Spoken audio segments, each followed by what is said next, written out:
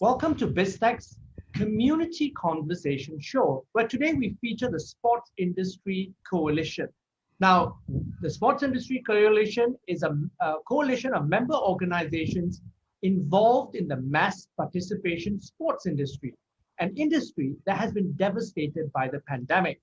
Now, representing the Sports Industry Coalition, we have CG Lim, the Regional Director from World Endurance Malaysia, who are the organizers of IRONMAN events in Malaysia. Mr. Azman Fahmi, Chief Operations Officer of MUSE Group Asia, the organization that is concerned with Spartan Malaysia, and WS Khoo, Technical Operations and New Business Development, ChampionChip Sports Timers, and Sendirian Berhad. Gentlemen, welcome to the show. Hi. Thank you. Hi, Brian. Now, let's start the discussion by giving us an overall picture of the size of the mass participation industry in 2019. Now, this is pre-COVID in terms of people employed, participation, and economic value. So, Khoo, you want to take it on? Yeah, I can tell. So in 2019, we do see a size of about 4.2 million participants joining events throughout the whole year. Covering or spread over about 2,600 over events in the one calendar year itself. So that's quite a big amount of participants all over the place, be it for road running, cycling, trail run, obstacle course, Ironman, triathlons, and anything in between. And what sort of economic impact is the industry on Malaysia annually? Annually, so in good times, as what we call it, we will have about 550 million ringgits revenues on the table. So that's about the size of economic activities within the year of 2019. Okay, so it's a very large, it's a $500 million industry. It's a very sizable industry. Yeah, and surprisingly, that is the industry in that size. But just to add on to that, the $500 million, it's based on the expenditure of us as event owners and event organizers. And this data is actually collated with the help of all the major registration portals in Malaysia. They have a list of all the events and the number of participants they actually signed up over the calendar year of 2019. And we use the industry multiplier from Tourism Malaysia and what we know has a cost of events to make it happen. And that is just only covering events that we know and event that this registration portal covers. So it's about $500 million. But then it's not the full aspect of the expenditure and impact the economy. Because there are multiple layers of supply chain that is not into this calculation of $500 million. Yes, because you've discounted quite a lot of things. So for example, I'm an endurance cyclist. Yes. When I go for an event, I pay my participation fee, but then there's a lot of other impact prior to that. So before I go for my event, I've got to go and change my tires. I got to get the bike service. That has an economic impact. Correct. I have to drive over. I have to stay overnight somewhere. That is an economic impact. Right. As we ride for the 200, and I'm a long distance cyclist, so it could be a 600-kilometer event. Along the way, we spend a lot of money in the community, in the warongs, in the kedai runcit to have a Coca-Cola in the middle of the day, or air tebu by the side of the road. So the economic multiplier is actually far bigger, especially when you think about how it impacts the small communities in Malaysia, not just in the urban centers. Yes, correct. Yeah, that you pointed rightly so, because as we have events around cities and townships, it's not only the event that is actually generating the income, but we generate the income throughout the whole community that we go through. Point in case like in Langkawi as well, when we go to Langkawi for IRONMAN Malaysia, we generate about 32 million in tourism value for the island because of hotel stays, car rental, food, shopping, and all added up. And this was actually vouched by the Kedah state government as well at the time. And that's a big economic impact. You know, we spend some money, but the rest of it is generated surrounding our event itself. Now, how hard has the industry been impacted in the past 1 year? Good, very good question, Brian. From 2019, when we see all the beautiful flowery numbers and everything. And in the year of 2020, we managed, or we barely hit 10%, or we just slightly over 10% of everything of 2019. Wow. We have a full massive drop of 90%. We have 4.2 million participants. We were doing like 20,000, 21,000 participants on that. From 2,600 events, now 10% out of that. So yeah, a good 90% loss. Massive impact. So tell us about the Sports Industry Coalition and how you came about. Azman, you want to add on to that? Yeah, sure. I think we don't have a body that representing us actually. Other industries they have like the MICE group, they have Masios, and then entertainment they have Alive. So for the mass participation, sports mass participation, we don't have anyone to represent us. And I think when the current situation occurs where our industry has yet to be reopened, others have done. Exhibition can be held, shows can be organized, but sports not yet. So we call our friends, our buddies, and say, hey, let's meet up, let's do a Zoom call, and throw in ideas and so on. And that's where we decided to have this coalition to represent ourselves and to make ourselves known. Like what CJ mentioned earlier, we are the only KBS sees us. The other ministry doesn't see us being the impact industry to the economy. So this is where we feel that we should be seen out there. That's why we have this coalition.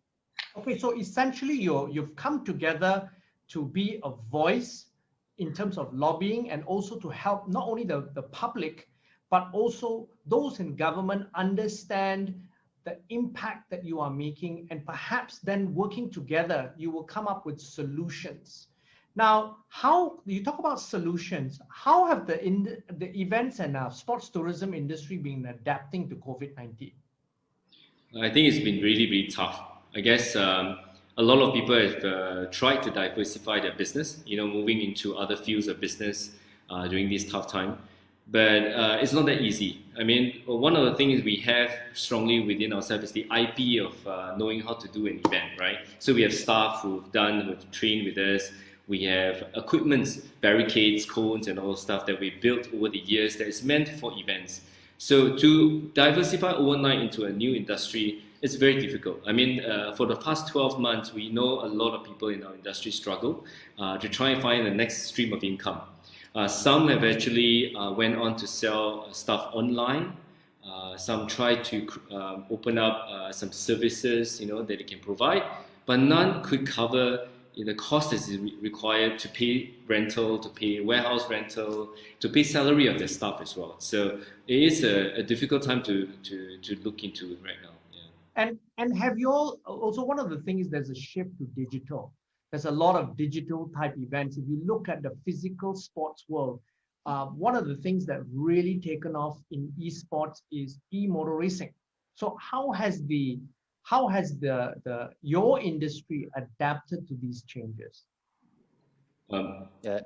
I think Maybe I can answer that. I can answer that. Okay. Well, our industry is always about outdoor. We going out, we do activity and so on. Like unlike esports, they are more on you sit in the house, do indoor. Even motor racing, you don't really go out to the to the roads and drive fast and so on. You have to go on track. Yes. So ours is very it's kind of anybody can do. Anybody can go out there and run and so on. In the beginning, yes, when COVID started, yes, everybody we stay home. We we can do virtual run and so on. But eventually, because we are the outdoor kind of guys, so the virtual doesn't really do well for our industry actually. In the beginning, yes, but slowly it just there's people waiting to go out.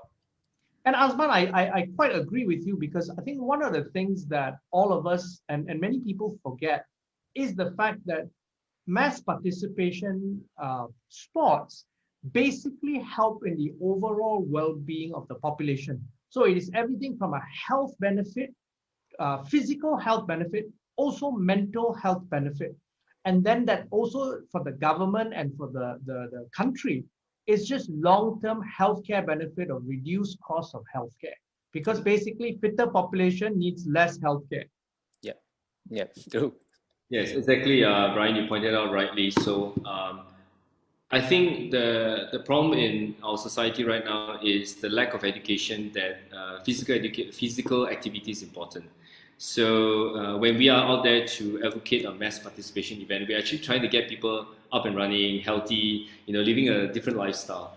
But since we are caught in this COVID pandemic, we're all locked down in our house. We can't work from office, we have to work from home. So it's a different type of environment. It's a new normal, right? It's an overused term for the last 12 months. Yes. But in a way, well, just pointing out on this digital-driven events, yes, it is good. I think in moving forward, there's going to be a coexistence between the virtual world and the physical world. Whenever that be, the physical can be opened up for us to be part of. But there's going to be a cohesiveness between these two platforms, where people have an option to do virtual plus the physical at the end of the day. Because I think that's also our plans in terms of rolling out the first few events, if the government allows us to do. Okay, and I'm going to come back to that. But let me ask you in terms of the industry itself. In the last 12 months, what has the government done to help the industry in terms of aid and financial support, either in kind or in cash? So what we did from the coalition is that, when we started the first coalition of a Zoom call, and start with the Google Meet and say like, hey guys, we need to get it together and really be a single voice in front of all the authorities. Little did we know that there were actually a bunch of us that was very open to share information with us. So we did a survey within the group of us as well. And we asked... How large was this group? Sorry? How large was this group? So 77 of us signed on the MOU to make the coalition work. Out of 43 of them replied and gave their honest answer on their economic impact and business profile. So we did ask all these 43 of them, how many of them actually benefited from the government subsidies? There were a couple of subsidies that was evident for us to be part of. One was the wage. What are they? The wage subsidy. I think it's called the Program Subsidy UPA. And then we have the Prihatin grant. We have the micro credit loan scheme from Bank Simpanan National. There was a rental waiver if you are part of the government building, if you rent part of the government building. And of course, reduction of foreign levy that was part of the whole process to help us. But only 9 of the industry players actually managed to benefit from the subsidy UPA or the grant. Because a lot of the conditions within that whole facility doesn't permit a lot of the organization to apply. So there's a limitation, there's a hurdle to overcome just to get that money to support. And that was really a difficult time for all. Okay, in order to move forward, I suppose one of the things that we need to take a look at is how other countries have restarted in this industry. Now, how are they doing it? What are the outcomes? Can you give us some examples that we can perhaps learn from? Well, great one. Middle of March in Japan, they did a test pilot project between the Association of Athletics in Japan, the Town Council, and also the health authorities. And they brought in about 4,700 women runners, and they did a mass participation marathon run in Nagoya itself. And no participant came back positive. 2 weeks later, they did a check again. Again, no positive new cases within the participants, their friends, family members, and also colleagues. So it's a very positive light for us because again, it's a combination of effort where they want to know how to really jumpstart this industry itself. Actually, just also 2 weekends ago, there was an event in Singapore. just near close by. There was an aquathlon that was actually originally postponed because the numbers was going up, and they actually went back to the government and said, there is a way to control in terms of crowd movement, social distancing, physical distancing, and all. And the government supported. So the Sports Board of Singapore came out and said, well, let's do this as a test bed and make this happen. So there was about 1,000 over athletes in Sentosa Island, and they did swim, which is amazing. So you can see that countries are opening up. We have events, Ironman events in Australia, Ironman events in Taiwan, which are going on without any issues. How do they do it? So, it's all that physical distancing that we just have to enforce. The flag off area, space between the bikes are bigger, wider. We control there's no spectators, only the participants to be there. We have a proper screening at the entrance of all that coming to the race site to ensure that everybody is tagged, everybody is checked. And if you are having temperature of 37 and above, we'll move you to a secondary screening. If there's a concern, we'll send you to the hospital so that we're able to control within a community of athletes that everyone is safe and ready to race. Okay, so obviously we have templates that we can work from now, Yes. given the overseas experience. Now, I think here, both cases, I think the governments have been very supportive of restarting these events. And if you look at Japan as an example, we're actually going to have an Olympics there. So, Yeah. if that's an endorsement that we should really kind of start moving it, you can't have a bigger endorsement than that. Yeah. But And the cases about the same as Malaysia. Sorry?